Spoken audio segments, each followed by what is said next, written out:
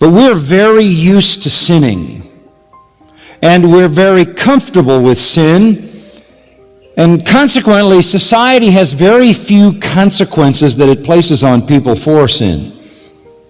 So when people grow up in a world where things that once were defined as sin are no longer defined as sin, and behaviors have no consequence in the society, where, for example, when Junior comes home at the age of 12 and announces to his mother that he's a homosexual, she becomes a homosexual advocate.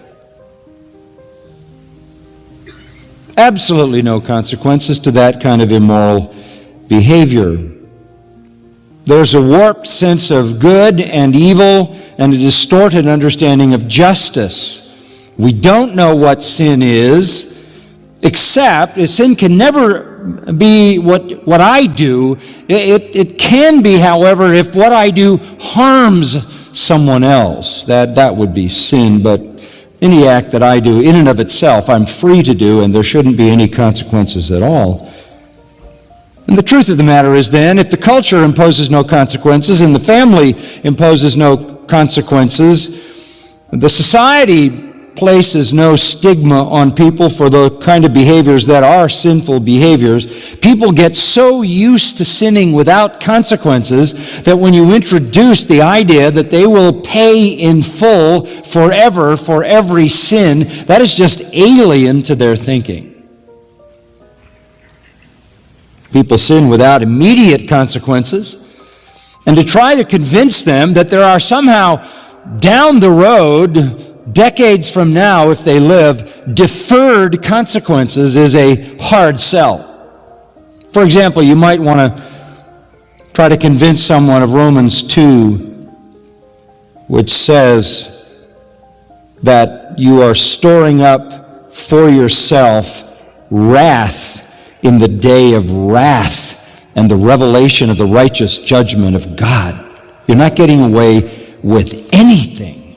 No act of fornication, no act of adultery, no sin in the mind, no sin in the behavior, no sin with the lips, no lie, no deception, no cheating. You're not going to get away with any of it. You're just accumulating iniquities, all of which will be confronted and judged. You're storing up wrath. You're going to need to have a large storehouse to contain all the wrath that's going to break upon your head. That is a very difficult thing to convince people about who are so used to sinning. And at the same time, they're so used to getting away with it. They're not only used, can I say, to getting away with it in the culture and in the world, but professing Christians are used to getting away with it in the so-called church. Churches so-called churches are very, very reluctant to confront sin. Very reluctant to do the discipline that the Bible talks about doing, to teach people the consequence of sin. Parents are very reluctant to create significant consequences for the sins of their children, which may be the most important thing, apart from the gospel, that your child ever learns. That sin has immense and painful consequences.